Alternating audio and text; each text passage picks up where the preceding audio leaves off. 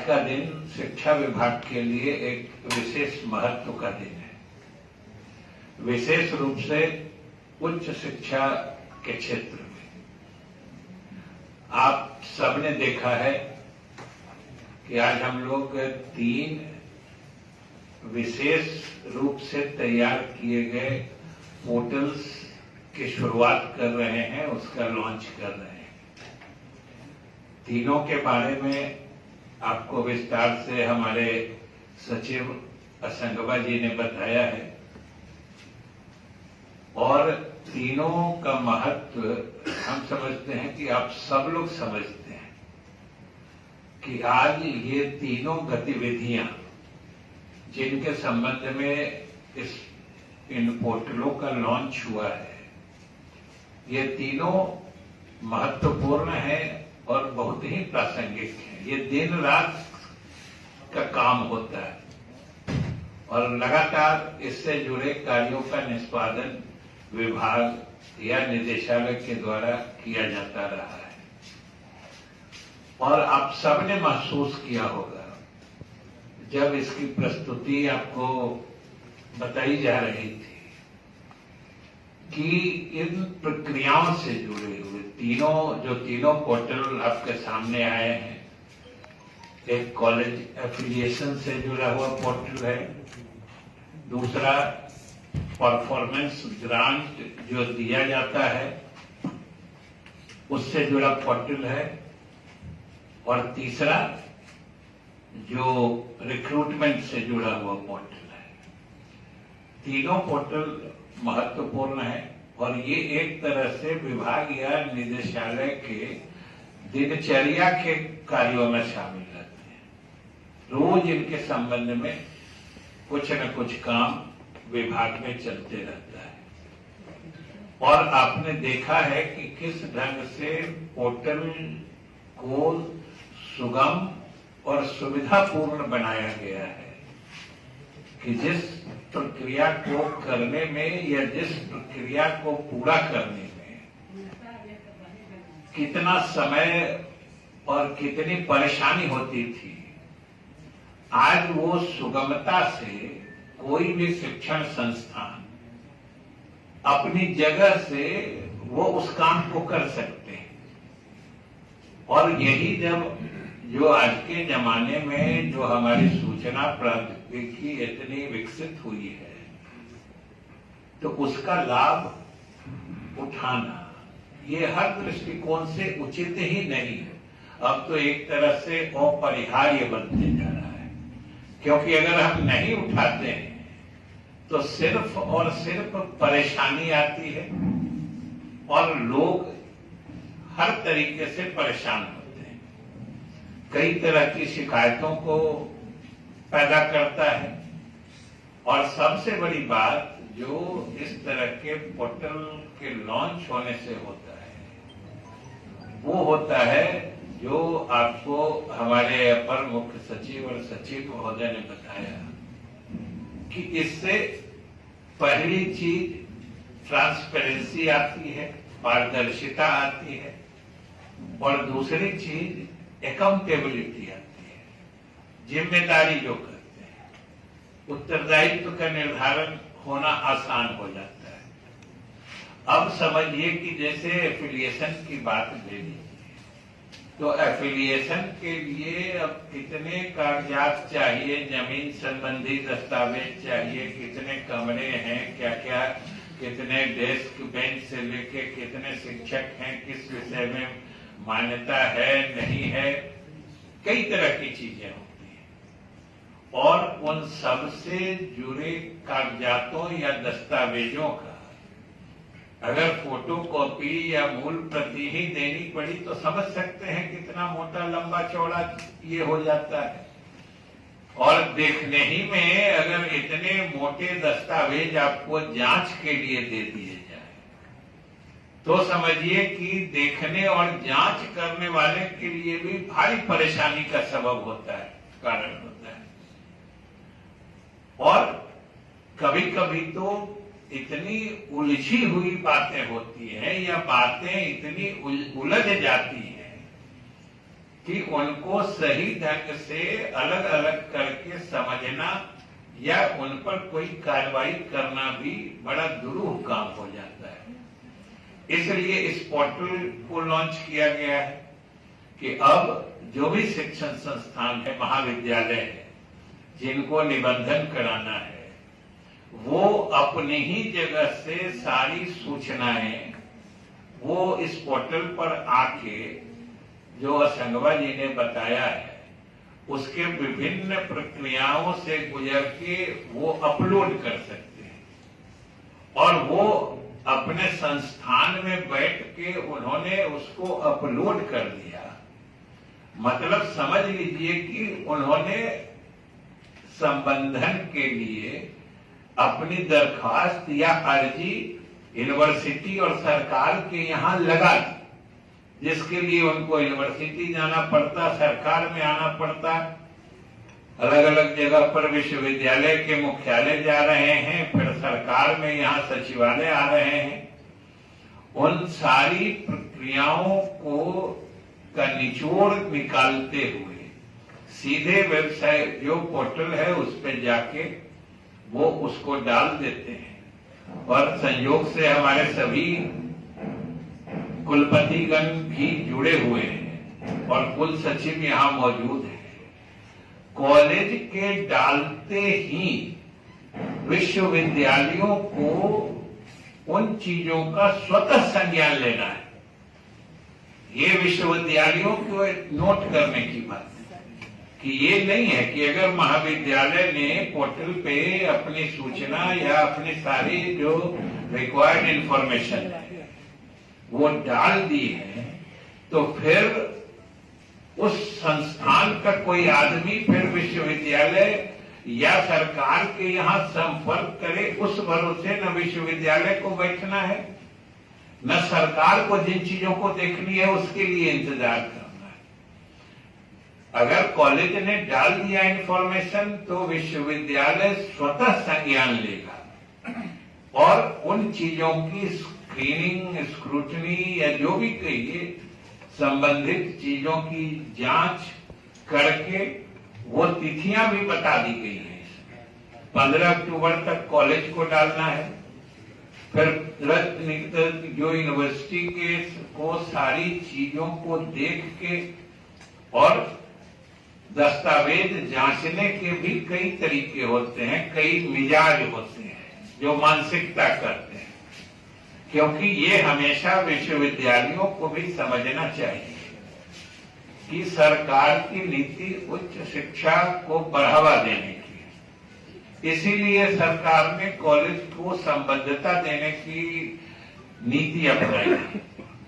तो संबद्धता प्रदान करने के लिए जिन आवश्यक शर्तों को पूरा करने की जरूरत होती है, उनमें अगर कोई कमी है, कमी दिखती है, तो उसको पूरा करवाने की व्यवस्था करनी चाहिए। सिर्फ एक मतलब त्रुटि खोज के और उसके आधार पर उस बात को पेंडिंग लंबित कर देने की कोई मंशा नहीं होनी चाहिए, क्योंकि अल्टीमेटली जब तक महाविद्यालय, विश्वविद्यालय और सरकार, हमारे यहाँ का निदेशालय, ये तीनों मिल के नहीं काम करेंगे तो हम उच्च शिक्षा के क्षेत्र में जो प्रगति चाहते हैं, जो विकास चाहते हैं, वो नहीं हो सकता है। और एक बार यूनिवर्सिटी ने अगर सारी चीजों की जांच पड़ताल कर ली है, फिर उनको तुरंत सरकार के यहाँ भेजना है, क्योंकि ये तय है कि जब तक विश्वविद्यालय से अनुशंसा होकर सरकार के द्वारा उसका अनुमोदन नहीं होता है, तब तक संबद्धता जायज नहीं होती है। काहे कि मैंने मंत्री के रूप में बहुत सारे कॉलेजों के बारे में देखा है इस तरह की त्रुटिपूर्ण स्थिति कि कॉलेज ने कुछ मांगा, विश्वविद्यालय ने अपने स्तर से जांच करके या तो रिकमेंड करके गवर्नमेंट में भेज दिया और कॉलेज ने उस पे आगे का काम शुरू कर दिया, एडमिशन लेना शुरू कर दिया, आगे की कार्रवाई कर दी। बाद में जाके फिर बच्चे दाखिल हो जाते हैं, उनकी पढ़ाई हो जाती है, कभी एग्जाम हो जाता है, तब जाके ये बात निकल के आती है कि भाई इसको तो सरकार से संबद्धता का अनुमोदन हुआ ही नहीं। तब फिर समझिए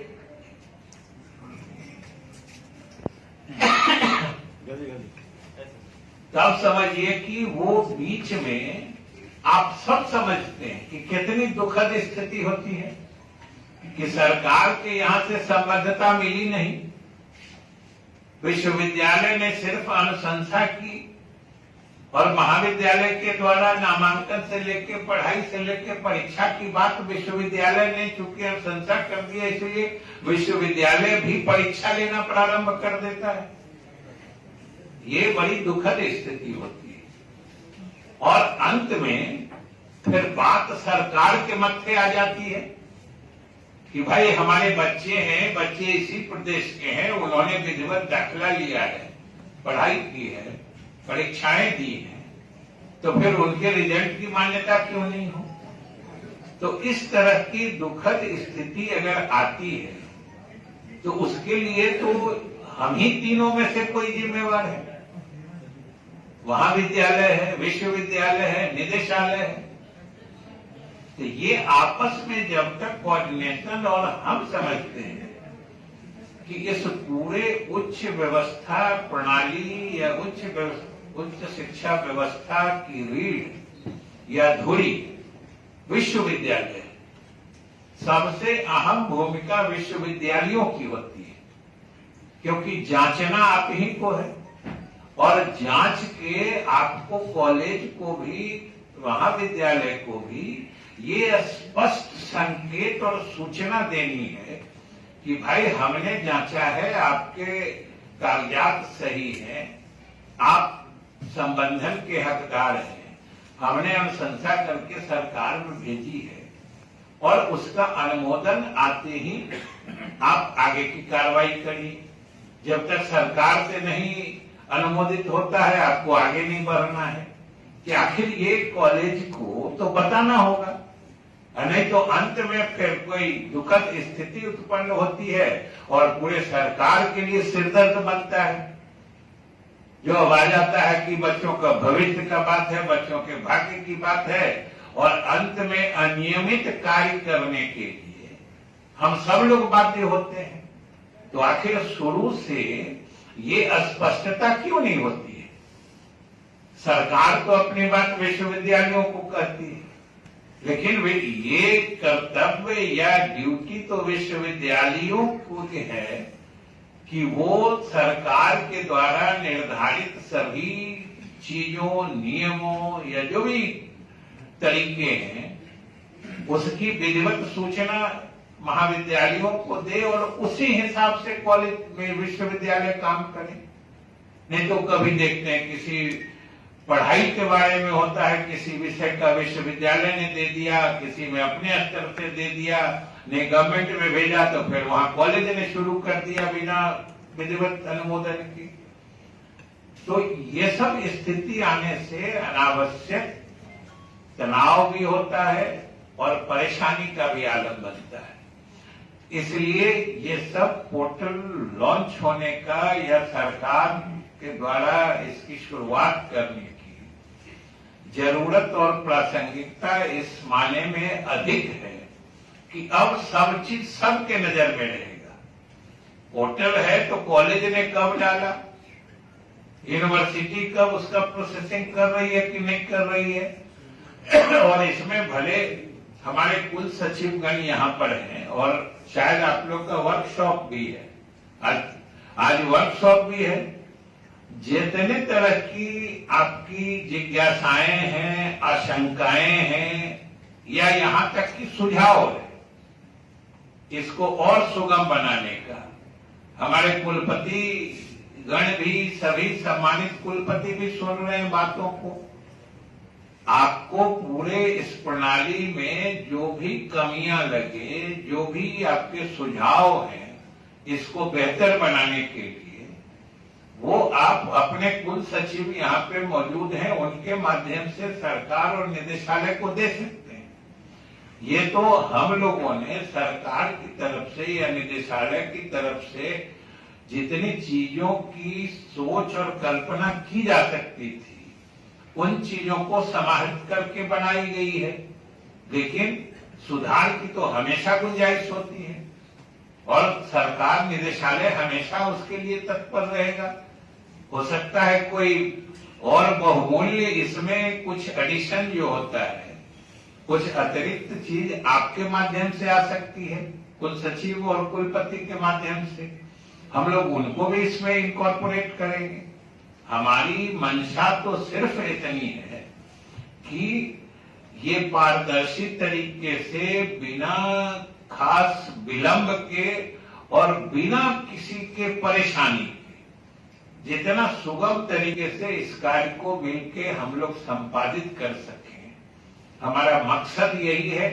और हमें पूरा भरोसा है कि जो पोर्टल का रूप हमने देखा है, जिन चीजों को बताया गया है, निश्चित रूप से यह अपने मकसद में सफल होगा। वैसे समय समय पर इसमें आवश्यक सुधार तो किए ही जा सकते हैं।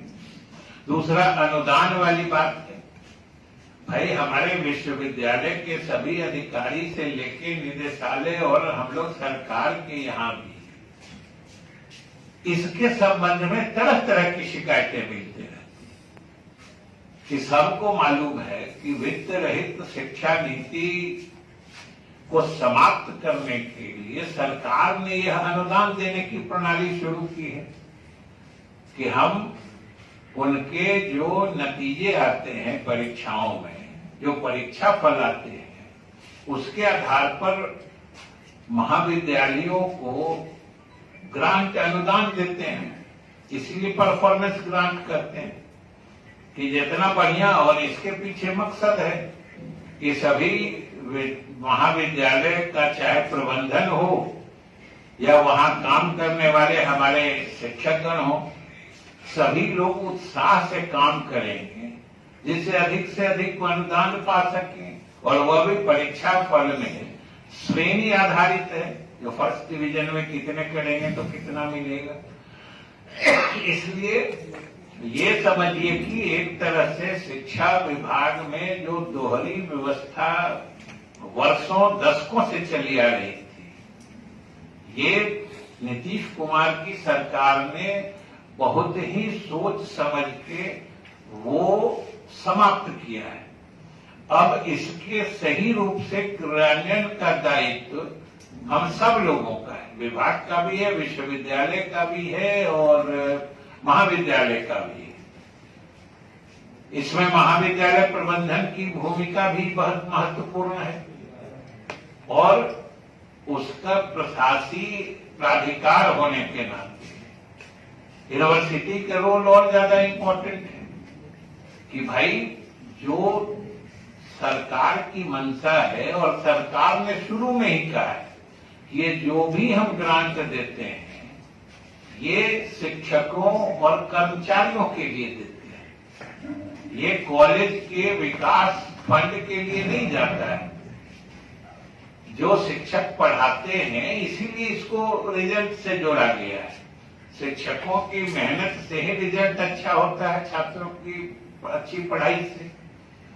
तो ये जो वित्त रहित शिक्षा नीति समाप्त की गई है और एक अच्छा अनुदान की नीति चलाई गई है, इसको सफलता से लागू करना चाहिए। और इसमें दिक्कत क्या रही थी सब लोग जानते हैं, हमारे विश्वविद्यालय के अधिकारी भी जानते होंगे, हम लोग भी जान रहे हैं।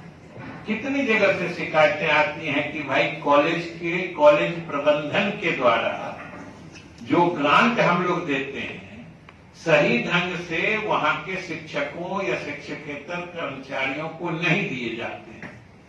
ऐसी शिकायतें बार बार आ रही थी। इसलिए सरकार ने ये फैसला किया है कि हम जो ग्रांट देते हैं वो विश्वविद्यालय के माध्यम से देते हैं। विश्वविद्यालय महाविद्यालयों को देता है और महाविद्यालय जो अपने शिक्षक अथवा कर्मी को जो अनुदान की राशि वितरित करते हैं वो सीधे अब उनके अकाउंट में जाएंगे। जो आपको बताया जा चुका है कि उनके अकाउंट में ही आरटीजीएस से आपको पैसे देने। अब वो एक्विटेंस रोल पर या चेक के माध्यम से या किसी दूसरे व्यवस्था से हमारे महाविद्यालय के प्रबंधन को नहीं करना है। और यह चीज महाविद्यालय प्रशासन या महाविद्यालय प्रबंधन को अच्छे तरीके से समझा देने और लागू करने की जिम्मेवारी तो विश्वविद्यालयों की है। कुल सचिव यहाँ बैठे हैं, वीसी हमारे जुड़े हुए हैं, सुन रहे हैं कि महाविद्यालयों को तो साफ समझा देना होगा।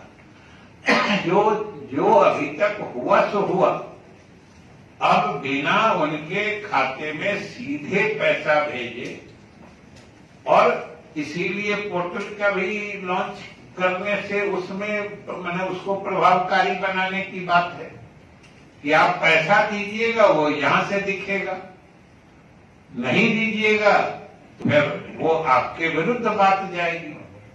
और हम लोगों ने ये स्पष्ट बता दिया है और हम सभी विश्वविद्यालय के प्रशासन से भी अनुरोध करते हैं कि इस बात को सीधे बता दें महाविद्यालयों को कि इसमें कोई कॉम्प्रोमाइज नहीं हो सकता है।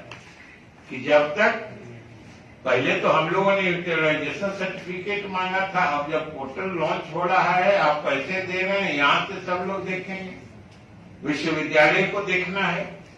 और जब तक ये नहीं होगा तब तक आप अगले अनुदान के हकदार नहीं होंगे, पात्र नहीं होंगे। यह बात विश्वविद्यालय प्रशासन को महाविद्यालयों को साफ बता देनी हो। उतना ही नहीं, जो हम लोगों ने विभाग की तरफ से सर्कुलर जारी कर दिया है कि सरकार के नियमावली के मुताबिक जो आपके आंतरिक संसाधन हैं, इंटरनल रिसोर्सेस हैं कॉलेजों के, उसका भी 70% सैलरी पर यानी शिक्षकों या शिक्षकेतर कर्मचारियों के वेतन आदि पर भुगतान करना है। आप 30% ही कॉलेज के विकास में लगा सकते हैं। इसके लिए भी आपको ऑडिटेड अकाउंट की प्रति जो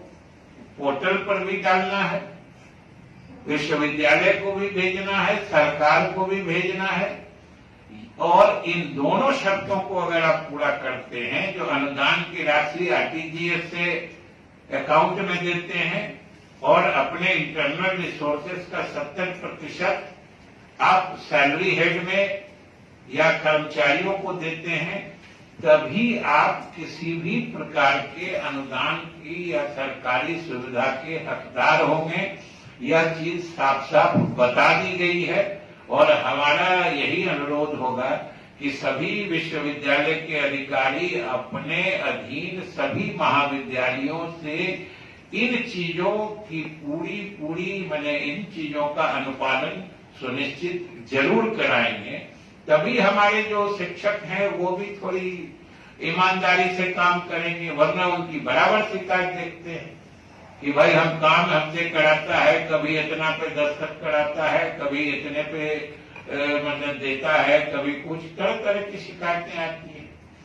तो ये सबका समझिए कि एकदम पैनेशिया टाइप का है। बहुत से मर्ज की दवा ये आईटी के माध्यम से इस पोर्टल के रूप में उपलब्ध कराई जा रही है।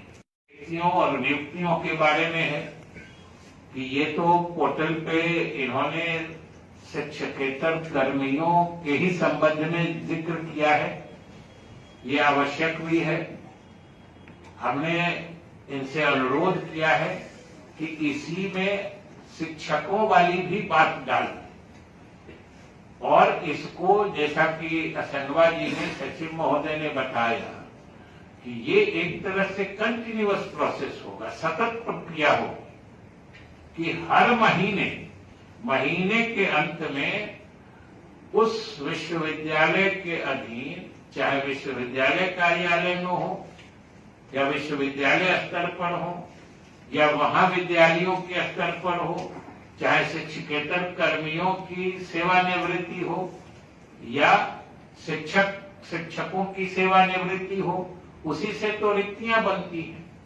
तो उन रिक्तियों की सूचना उस महीने के अंत में कंपाइल करके, संकलित और संग्रहित करके सरकार को निश्चित रूप से विश्वविद्यालय प्रशासन उपलब्ध करा दे, अपने अधीन महाविद्यालयों से सूचना ले ले और उन सूचनाओं को एकत्रित करके भेज दे, क्योंकि ये एक तरह से रेडी रेफरेंस रहेगा।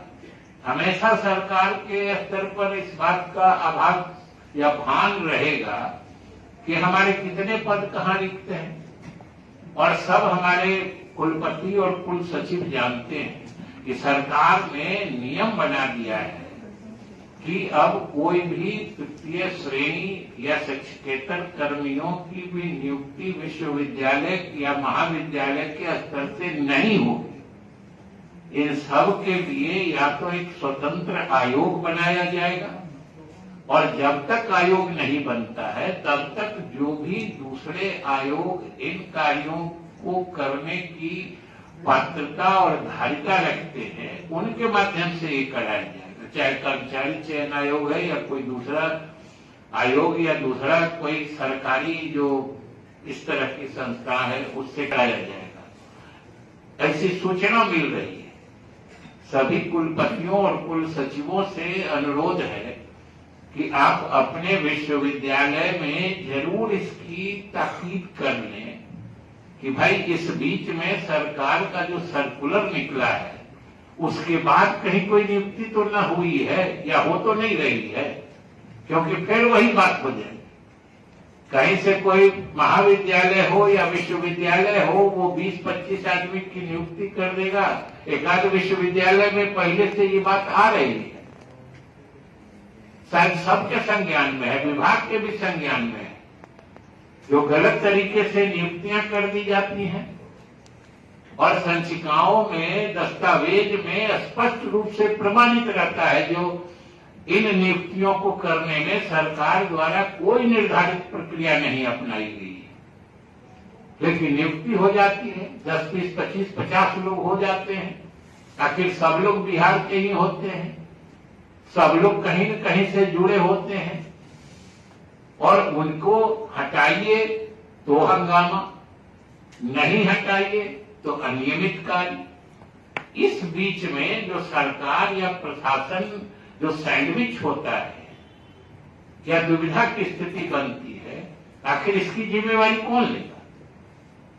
किसी को तो जिम्मेदार बनना पड़ेगा इस तरह के गलत कार्यों को नहीं करने के लिए। और हम समझते हैं कि इसमें विश्वविद्यालय प्रशासन की भूमिका सबसे महत्वपूर्ण है, क्योंकि बीच में देखना आप ही का काम है। सरकार तो नीतियां बना के केवल ये देखती है कि आप नीतियों से इधर उधर न जाएं, उतना ही देखती है, लेकिन उन नीतियों का क्रियान्वयन प्रभावकारी से तरीके से हो, ये तो आप ही कर सकते हैं। और नहीं करने से फिर आपको भी परेशानी है, हमको भी परेशानी है। कभी कभी कोई नकारात्मक कदम उठाने पड़ते हैं जो हम लोगों का चॉइस नहीं होता है। किसी को आपने गलत ढंग से नौकरी दे दी, कोई 10 साल काम कर लेता है, कोई 20 साल काम कर लेता है। कितने जगह हमने देखा है अभी कई संचिकाओं में जो बात निकल के आ गई गलत नियुक्ति है, तो सिर्फ एक बैंक का निर्णय ले लिया कि उसको उसका वेतन बंद हो गया। अब सोच लीजिए, वेतन बंद है लेकिन उस गलत नियुक्ति को अनडू करना या उसको निरस्त नहीं किया गया। अब कितनी दुखद स्थिति है, सो देखिए कि वेतन बंद है लेकिन वो आदमी ड्यूटी कर रहा है। ये सब स्थिति मेरी समझ से अनजाने में नहीं हो सकती, और ये अंत में सरकार का सिरदर्द बनती है, जो बिल्कुल ही लाजमी नहीं है और ऐसा करना कभी उचित नहीं माना जा सकता है। और गलत नियुक्ति करना गलत है, बाद में डिटेक्ट हो जाए, बात सामने आ जाए कि गलत नियुक्ति है, तो सिर्फ तनख्वाह बंद करके उसको सर्विस में कंटिन्यू कराना, ये तो समझिए डबल फॉल्ट। ये और ज्यादा परेशानी है। कल हो के आप उसका कोर्ट में ग्राउंड बना रहे हैं, जो हमें तनख्वाह कहा, हमको हटाया नहीं, हम 10 साल से बिना तनख्वाह का काम कर रहे हैं। तो भाई इस सब तरह की स्थिति आने से जिम्मेदारी तो सुनिश्चित करनी पड़ेगी, लेकिन इनके कारण इस सब तरह की स्थिति बनती है। इसलिए हम समझते हैं कि हमारे सभी कुलपति और कुल सचिव इतने जिम्मेदार, इतने प्रभावी जरूर हैं कि इन सब चीजों के मद्देनजर गलत नियुक्ति, गलत चीजों से न सिर्फ परहेज करेंगे, बल्कि पीछे से भी अगर कोई इस तरह की गलत चीजें आ रही हैं, क्योंकि अगर गलत चीजों को हम लोगों ने जान करके भी उसको कंटिन्यू करने को छोड़ दिया, अलाउ कर दिया, तो उस गड़बड़ी में हम सब लोग शामिल माने जाते हैं, सबकी जिम्मेदारी बन जाती है। तो हम कोई बहुत पीछे की जिम्मेदारी सुनिश्चित करके और फिर उन पर कार्रवाई दंडात्मक हो ही जाए, भले हम इसमें रुचि नहीं रखते हो, लेकिन भाई इतनी सरकार की मंशा और हम लोगों की रुचि जरूर है कि कोई गलत काम किसी कारण, किसी परिस्थिति से चला आ रहा है या हो रहा है, और हम और आप कन्विंस हैं कि ये बात गलत है, तो उसको कम से कम आगे तो किसी रूप में नहीं चलना चाहिए, क्योंकि अगर आगे चला तो फिर हम सबकी जिम्मेवारी है और वो सुनिश्चित की जाएगी। क्योंकि कभी कभी होता है कि भाई कोई गलत चीज है, कोई माफ कर देना, तो वो व्यक्तिगत रिश्ते में होता है कि कुछ हमसे हो जाए, आपसे हो जाए, चलो माफ किया, लेकिन सरकार के यहाँ तो नीति होती है कि गलत किए हैं तो उसकी सजा है, उसका दंड निर्धारित है, कौन दंड देगा ये भी निर्धारित है, और अगर गलत करने वाले को जिसको दंड देने का अधिकार है वो दंड नहीं देता है, तो बाद में जब जांच होती है तो जिसने दंड नहीं दिया उस पर भी कार्रवाई होती है। तो यहां तो सारी चीजें निर्धारित हैं। इसलिए हम यही कहेंगे कि जो शिक्षकेतर कर्मी हैं उनकी नियुक्ति महाविद्यालय, विश्वविद्यालय से नहीं होनी है। हम फिर दोहरा रहे हैं कि हमारे सभी कुलपति और कुल सचिव सरकार के सर्कुलर की तिथि देख लें, उसके बाद अपने यहाँ अपने अधीन महाविद्यालयों में जितनी नियुक्तियां हुई हैं उसकी समीक्षा कर लें। अगर कुछ गड़बड़ी है तो उसका निराकरण कर लें, वरना फिर बाद में सरकार के स्तर से कोई बात होती है, फिर उसके आयाम कई तरह के निकल जाते हैं, बदल जाते हैं। उसी तरीके से शिक्षकों के भी रिक्ति पद जो स्वीकृत पद है, उसके लिए भी जो हमारे अपर मुख्य सचिव बता रहे थे, 4600 से अधिक शिक्षकों की नियुक्ति हो रही है, और विश्वविद्यालय सेवा आयोग बनाया गया है विशेष रूप से सरकार के द्वारा, क्योंकि विश्वविद्यालय स्तर पर शिक्षकों की कमी बहुत महसूस की जा रही थी और पढ़ाई प्रभावित हो रही थी, इसलिए ये विशेष व्यवस्था की गई है। तो ये कारगर ढंग से चले और विश्वविद्यालयों के माध्यम से जो उच्च शिक्षा है बिहार में वो खूब मजबूत हो, वो जो एकदम योग्य शिक्षक छात्रों को बहुत ही कारगर और प्रभावकारी शिक्षा प्रदान करें, ये चीजें सुनिश्चित की जानी है। संजय जी ने आपको बताया है कि जो आपको इंफ्रास्ट्रक्चर है उसमें भी जो सपोर्ट होगा सरकार कर रही है। अभी कुछ कोरोना सब लोग जानते हैं, 1.5-2 वर्ष से कोरोना की बात सब लोगों को मालूम है। सरकार के भी राजस्व और संसाधन पर उसका गहरा प्रभाव पड़ा है। उसके परिप्रेक्ष्य में भी हमारे विश्वविद्यालय या उच्च शिक्षा प्रभावित नहीं हो, ऐसी व्यवस्था हम लोग देख रहे हैं। लेकिन भाई आखिर शिक्षा तो शिक्षकों पर निर्भर करती है। हमारे महाविद्यालय नियमित रूप से चल रहे हैं कि नहीं, कक्षाएं चल रही हैं कि नहीं, शिक्षकों की कमी है एक तरफ, लेकिन जितने शिक्षक हैं वे अपना 100% शिक्षा में या शिक्षा कार्य में लगा रहे हैं कि नहीं, ये देखना भी तो आखिर विश्वविद्यालय का काम है। और विश्वविद्यालयों में एक चीज जो हमको लगता है बिल्कुल धीरे धीरे कहिए कि वो यूज से मैंने बाहर हो रहा है, आउट ऑफ यूज, या वो परंपरा ही बंद होती जा रही है, वो है कॉलेज इंस्पेक्शन।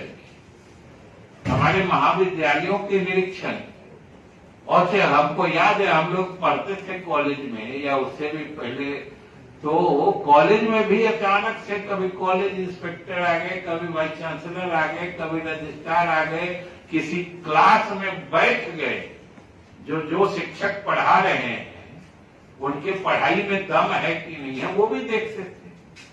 लेकिन ये परंपरा जो बिल्कुल छूटती जा रही है, इसको भी बरकरार करने की जरूरत है। और हम समझते हैं कि सभी हमारे विश्वविद्यालय के पदाधिकारी सक्षम हैं और इसको कर सकते हैं। तभी उच्च शिक्षा के क्षेत्र में जो हमारे मुख्यमंत्री नीतीश कुमार जी का भी जो सपना है GER बढ़ाने का और छात्रों का भविष्य उज्जवल करने का, हम अपने मकसद में कामयाब होंगे।